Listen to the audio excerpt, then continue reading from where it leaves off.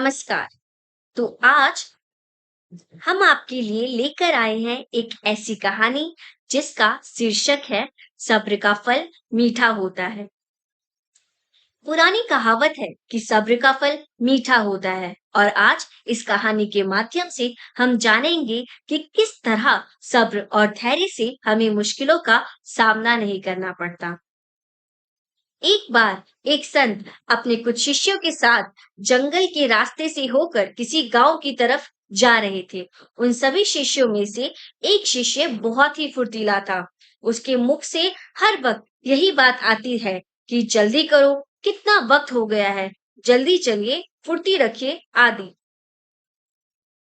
वह अपना हर एक कार्य जल्द से जल्द ही निपटाना चाहता था।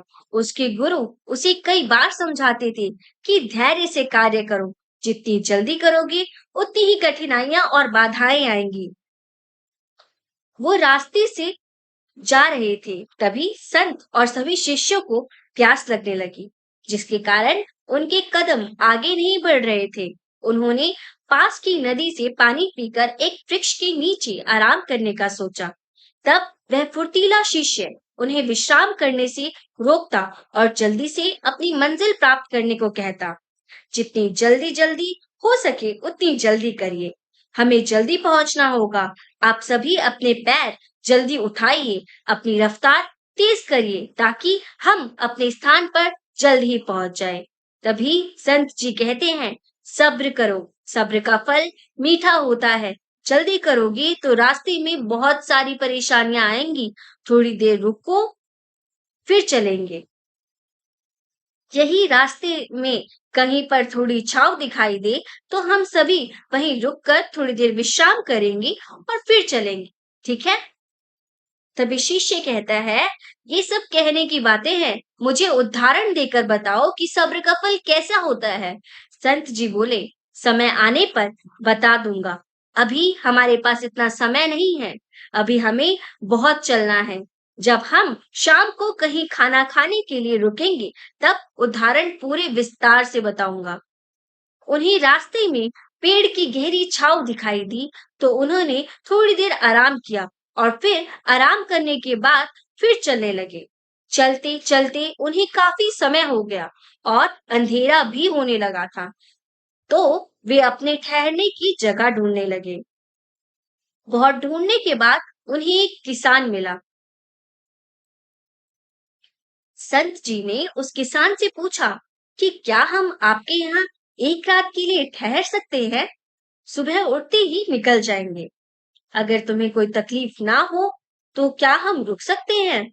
किसान ने उन्हें रहने के लिए एक कमरा दिया। संत और सभी शिष्य खाना खाकर सोने की व्यवस्था कर रहे थे।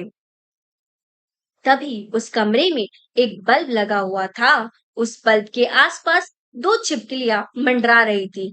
वे बल्ब के आसपास के कीड़े मकोड़ों को खा रही थी।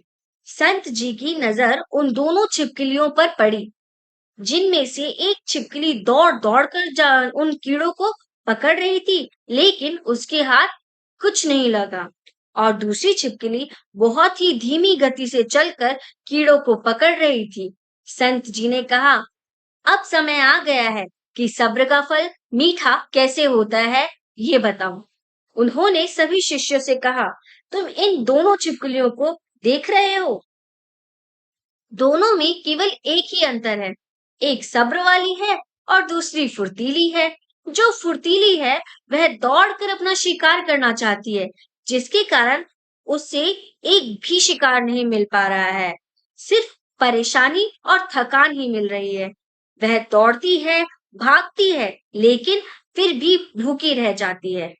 और एक छिपकली धैर्य वाली है, जो आराम से और चतुराई से चलकर कीड़ों को पता भी नहीं पता चलता और उसे शिकार बना लेती है और बिना कठिनाइयों के ही सफलता प्राप्त कर लेती है। इसी तरह धैर्य रखने वाले व्यक्ति को भी बिना कठिनाइयों की सफलता मिल जाती है। अब पता चला सब्र का फल कैसा होता है। बिना सब्र के कार्य करने से केवल दुविधा ही उत्पन्न होती है। तो इस कहानी से हमें ये सीख मिलती है कि जीवन में धैर्य का होना बहुत जरूरी होता है। ज्यादा जल्दी के चक्कर में मत पड़िए, जो सही है उसे चुनिए। क्रोध तथा मुश्किल वक्त में धैर्य और सब्र नहीं खोना चाहिए। जिस तरह इन दोनों छिपकलियों में एक ही अंतर था, जिसके कारण एक बहुत कष्ट तथा असहज दिखाई दे रही थी, किंतु दूसरी वाली शांत तथा धैर्य वाली थी, जो अपना जीवन बहुत खुशी से जी रही थी। इसका केवल एक ही कारण था, और वो था सब्र। धन्यवाद।